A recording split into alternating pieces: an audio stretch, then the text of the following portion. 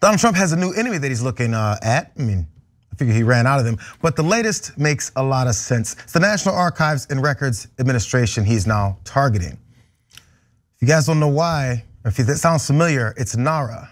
This whole drama behind his classified info. So let's jump into this. Since this summer, Trump has told close associates that he wants to gut the nonpartisan historical agency, which the former president believes is full of anti-MAGA subversives, whose sources with knowledge of the matter tell Rolling Stone this.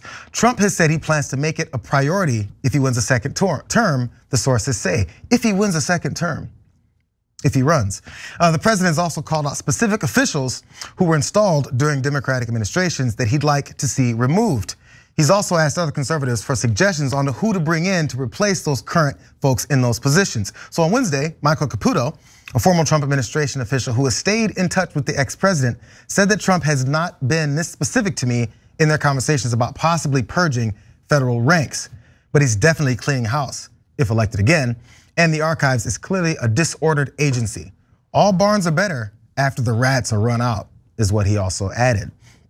So during a speech on Wednesday, the former president took repeated swipes at the archives, claiming that the agency, which is led by 30-year NARA veteran and acting archivist Deborah Steidel-Wall, is a radically left-run entity. Coincidentally though, Caputo said that he happened to be with Trump at that speech and was messaging Rolling Stone right at the very moment that Trump told attendees that the National Archives is woke and broken. What does that mean? There's an agency that's woke and broken. I'll let you figure that out. Actually, it means nothing. It means hate them. I don't like them, hate them. More, because our MAGA fans have started to attack the archives because he told them to, saying that they're part of this deep state operation, and some have gone as far as even suing the organization as well, taken after their leader. So a lawsuit filed by America First Legal, which is a nonprofit founded in part by former Trump aide and speechwriter Stephen Miller, in September asks that the archives turn over any travel and communication records concerning Hunter Biden during Biden's tenure as vice president. And also the Heritage Foundation filed a similar lawsuit against NARA and the Justice Department, seeking expedited release of archives staff, communications with the White House, Justice Department, Trump staff, and the media. They are grasping at straws. Now, I was wondering this. I was like, wow, he's just not coming after NARA. This is weird because they've been going after this guy since August, I think, when they went and conducted that search warrant of Mar-a-Lago and found all those documents.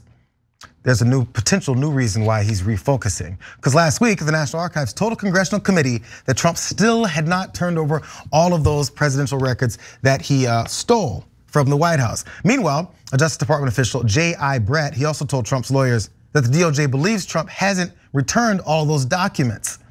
He specifically was saying that. So there's a reason why that they're not sure he hasn't returned all those things. Here's that detail. Shortly after that search in August that I just mentioned, it was revealed that federal investigators had found dozens of empty folders at Mar-a-Lago marked as containing classified information.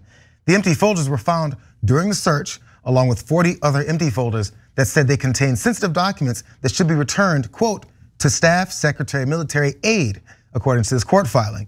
Agents found the empty folders along with 7 documents marked as top secret in Trump's office. And one more part about this, in case you didn't realize, or just you didn't know that this is purposeful, the outreach from the department prompted a rift among Trump's lawyers about how to respond, with one camp counseling a cooperative approach that would include bringing in an outside firm to conduct a further search for documents, and another advising Trump to maintain a more combative posture.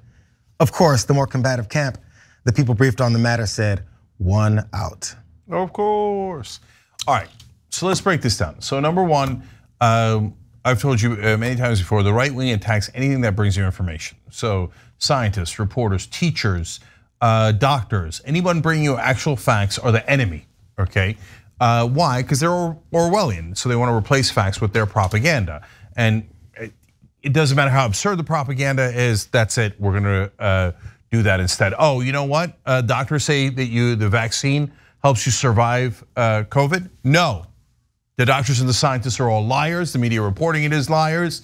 No, you should take ivermectin and hydroxychloroquine and whatever else we're making money off of and whatever lunatic thing we're telling you, because that's gonna help us win elections, okay? So now though, they're attacking the past, like facts that are in the archives. Get rid of the archives. It's symbolic, guys. Like you know that saying, the winners write the history books? They're literally trying to rewrite history If they win, he's saying, I'm going to purge them. I'm going to get rid of them. And now for the right wingers, what does that mean? So help us understand what that means. Okay, great, I know, bloodlust, you fire all the deep state people, because really the deep state's buried in the archives. I mean, that's some fourth dimensional chess there, to put the heart of the deep state in the National Archives, what seems to be like one of the least relevant departments, right? So why is it even in the news, by the way?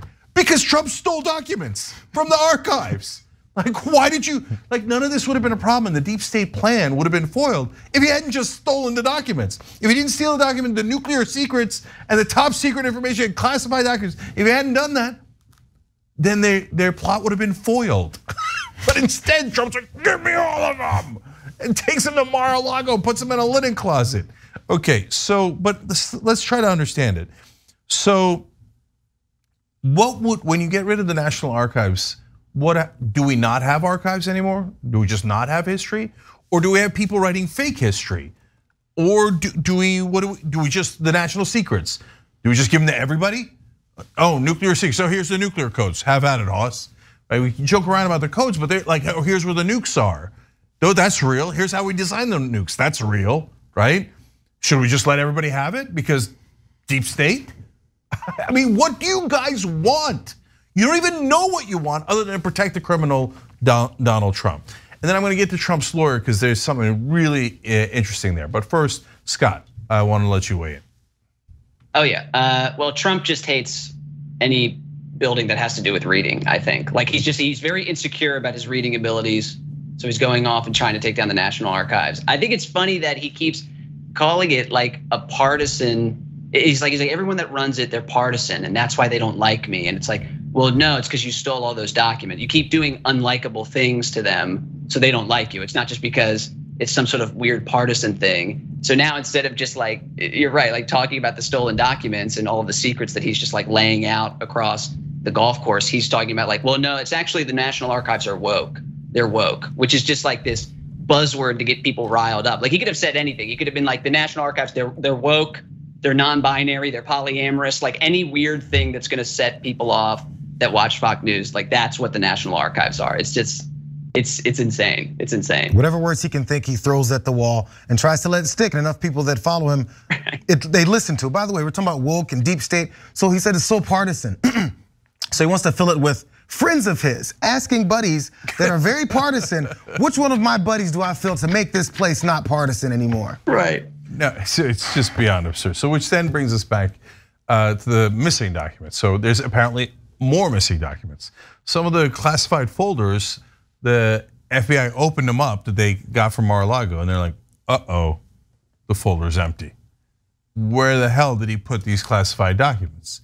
So when I was wondering why Kise left. And so Christopher Kise is a fancy and actual lawyer that Trump hired because he got the rest of his lawyers from a clown car.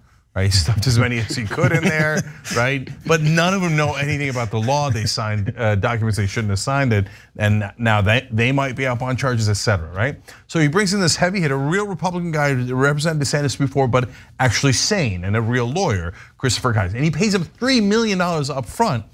Kise is on the team for a little while, and then instantly says, "That's it. I'm not working on this case anymore." I mean, after he already took the $3 million, and I thought, oh, they're doing something illegal now. That's the only reason why a lawyer says, no, I can't work on this even though you're willing to pay me $3 million, okay? When they are going to be implicated in a crime. And now this explains it. Because Trump still has documents. So they had a debate, hey, should we give over the documents or should we continue to have Trump hide them and steal them from the US government? That's when Kise said, no, we have to turn them over. Otherwise, we're all going to be arrested because now we're part of the charge of obstruction. That's very literal. And they're like, yeah, we're gonna need you to step out, okay?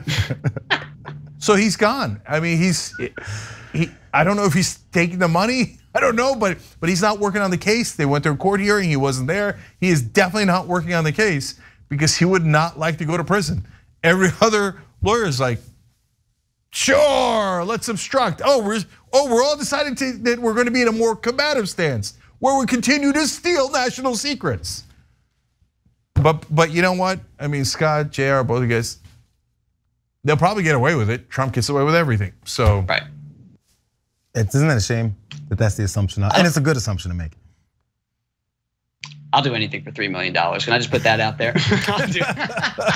I got no shame, dude. I hosted a bratwurst eating competition in Lederhosen for like $20 when I was first starting out as a comedian. I'll do anything. But aren't you interested to see what the fake history Trump would come up with if he was in charge of the National Archives, though? Aren't you just like a little bit curious?